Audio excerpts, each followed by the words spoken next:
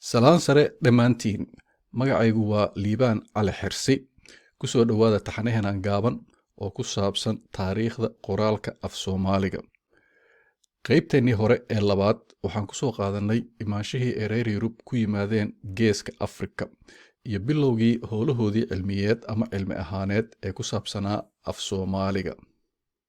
Qaybteennan saddexaad waxaan uga hadli doonaa ama ku falanqayn doonaa alifba'yadii wadaniga ama farihii ay Soomaalidu ku taliyeen in af Soomaaliga lagu qoro. Tani waxay timid kadib markii Soomaalidii waagaas joogtay ay ku kala aragti duwanaadeen qaadashada farta ama alifba'da Carabiga ama tan Laatiinka. Dadka qaarkiis waxay taageersanaayeen qaadashada alifba'da Carabiga maadaama farta Carabigu ay tahay alifba'da luqadda Islaamka.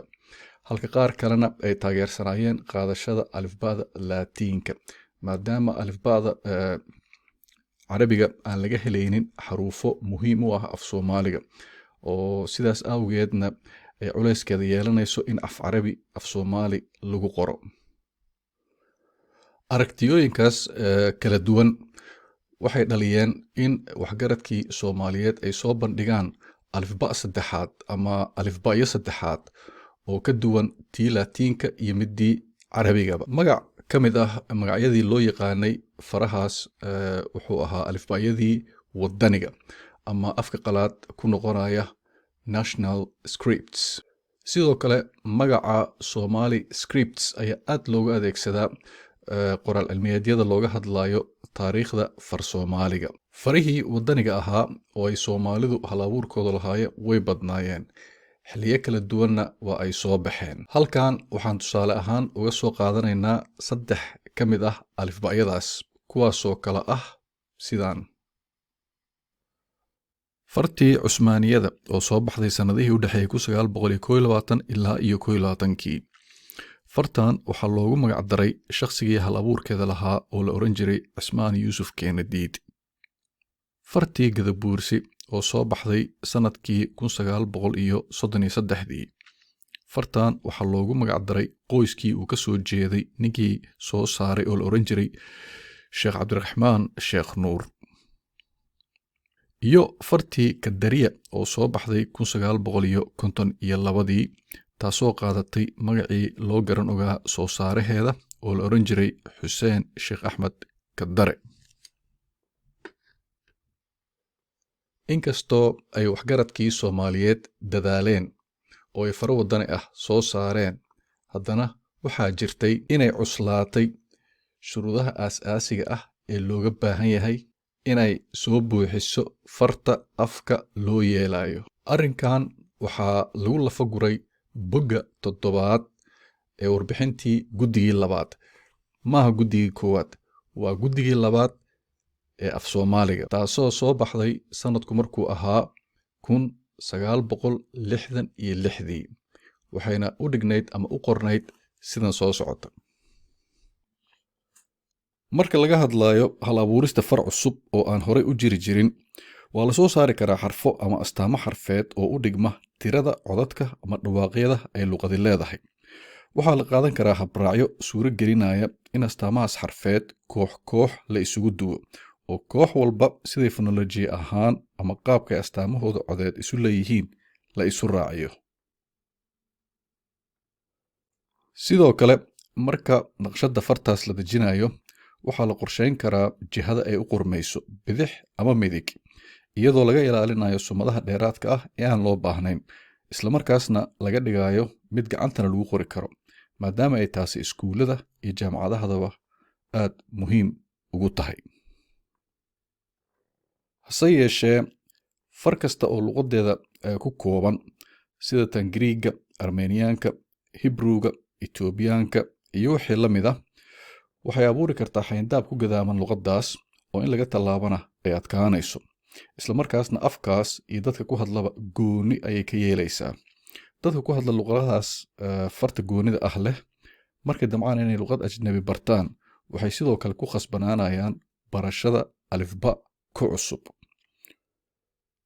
Sideedaba farta waa in loo arko sidii inay qalab farsamo tahay, tusaale ahaan dubbe ama burus, miinshaar, faas iyo wixii la mid ah. fartu waa inay ahaato mid sahlan oo waari karta, dhaqaale ahaana la awoodo, isla markaana lagu dadaalo xafididda tayooyinkeeda wanaagsan. dhinaca Soomaaliga haddii aan u soo laabanno, ilaa 10 alifba oo wadani ah ayaa lasoo bandhigay. waxaa ugu muhiimsanaa 2 alifba oo kale ah tii uu halabuurkeedu lahaa Cusmaan Yuusuf Keenadiid oo Cusmaaniye loo yaqaanay, iyo tii uu curiyey Xuseen Sheekh Axmed Kadare oo Kadariya loo garan ogaa.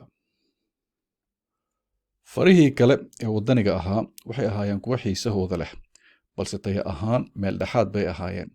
dhammaantood waxay ku habboonaayeen dhawaaqyada iyo xubnaha ugu yar ee af Soomaaligu leeyahay.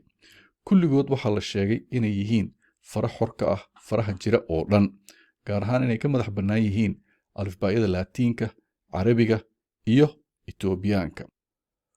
balse arrinkaasi dhab ma aha, sababtoo ah lagama fursan karo isku mid ahaanshaha aan lagu talagelin, oo si kamaa ah bay xarfuha qaarkood isugu ekaan karaan.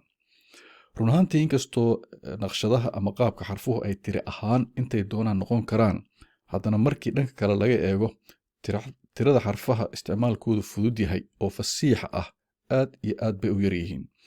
taariikh ahaan waxaa jira alifbaa'yo kala madax bannaan oo aan isa soo gaarin, haddana si aan ku talagal ahayn qaybo muhiim ah isaga eg ama iska shabahaba. dadaaladii ay hal-abuurayaashii faraha wadaniga ee Soomaaliyeed uga sii fogaanayeen alifbaa'yadii ay bargaranayeen waxaa ka dhashay 2 caqabadood oo aan la dhayalsan karin. waa midda koowaade, markay Soomaalidu iska fogeeyeen farihii ay yaqaaneen si ay u curiyaan mid cusub, waxay abuureen xaalad ay fartoodii cusbayd ugu soo mileen jaahwareer iyo wax in la fahmo adag tahay oo ay kala yimaadeen farihii hore. inkastoo rajada farta cusub laga qabay ay ahayd inay sahlanaato oo cilmi ahaanna isku dubadhacsanaato. caqabadda labaadna waxay ahayd si uu qofku u curiyo far ka duwan kuwa kale, waxay la gashay inuu sameeyo far aad u culus ama aad isugu maran, oo sidaasoo ay tahana ay marmarka qaarkood meel faraha kale isaga ekaan karaan.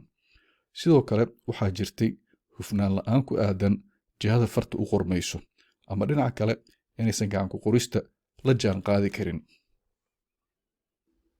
intaasina waxay ahayd qiimayntii ay xeeldheerayaasha cilmi afeedku sanadku markuu ahaa 1966 ka soo saareen farihii wadaniga ahaa ee waagaas far Soomaaliga xal loogu raadinayay. intiina xiiseynaysa inaad heshaan sababayn intaas kasii faahfaahsan, waxaad ka heli kartaan isla warbixintan oo halka hoose ama qaybta commentiga ayaad kala degi kartaan.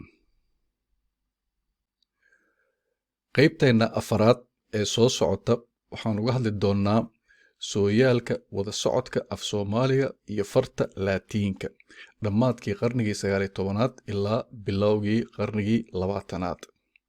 la socod wanaagsan, mahadsanidin dhammaantiin, soo nabad ahaada. nabaday.